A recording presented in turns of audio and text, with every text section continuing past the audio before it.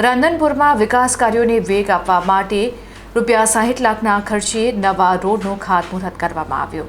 રાંધનપુરના શાંતિધામથી Jain boarding સુધી અંદાજે ₹60 લાખના ખર્ચે સાકાર થનારા નવા સિમેન્ટ રોડના નિર્માણ કાર્યનું ભવ્ય ખાતમુહૂર્ત કરવામાં આવ્યું છે.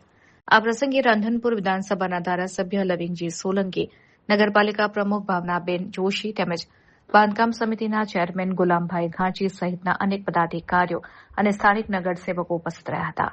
કાર્યક્રમ દરમિયાન મહાનુભાવોએ જણાવ્યું હતું કે રાંધનપુર વર્ષો સુધી વિકાસથી વંચિત રહ્યું હતું, પરંતુ હાલ ધારાસભ્ય અને પાલિકા પ્રમુખની આગેવાની હેઠળ રસ્તા, ગટર અને પીવાના પાણી જેવી પાયાની સુવિધાઓના કામો યુદ્ધના ધોરણે પૂર્ણ કરવામાં આવી રહ્યા છે.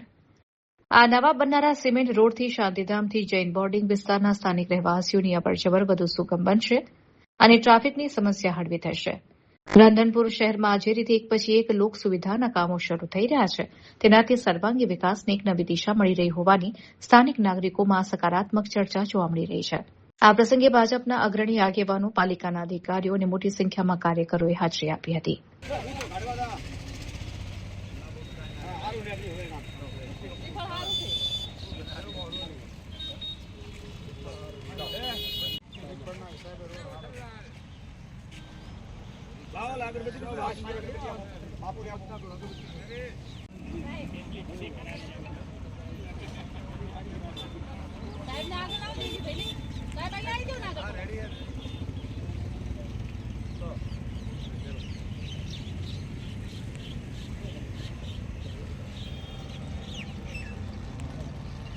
बोलो भारत माता की जय, भारत माता की जय.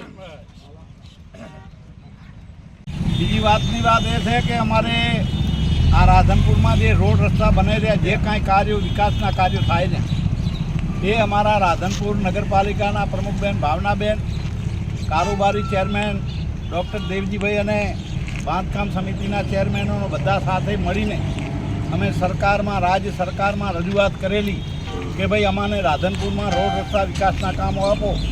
એટલે આ નગરપાલિકાની મહેનત અને ધારાસભ્ય તરીકે મેં પણ ખૂબ જ રજૂઆત કરી છે. મારી વાતને એ વેગ આપીને રાજ્ય સરકારે એ કનુભાઈ શહેરી વિકાસ મંત્રીએ આ કામો રજૂ કર્યા છે અને અમે આ નગરપાલિકાના દમ ઉપર આ જાતે પોતે બધાએ વિકાસના કામો લાવીને એટલે આ કામો કરેલા. કોઈના વાતમાં આપણને કે ફલાણા બનાવે છે, તે બનાવે છે. રાધનપુર નગરપાલિકા અને ધારાસભ્ય તરીકે અમે બધા સાથે મળીને સંગઠનના માણસો, એ કોર્પોરેટરો, પ્રમુખશ્રીઓ, કારોબારી બધા સાથે મળીને આ કાર્ય કરી રહ્યા. બોલો ભારત માતા કી જય.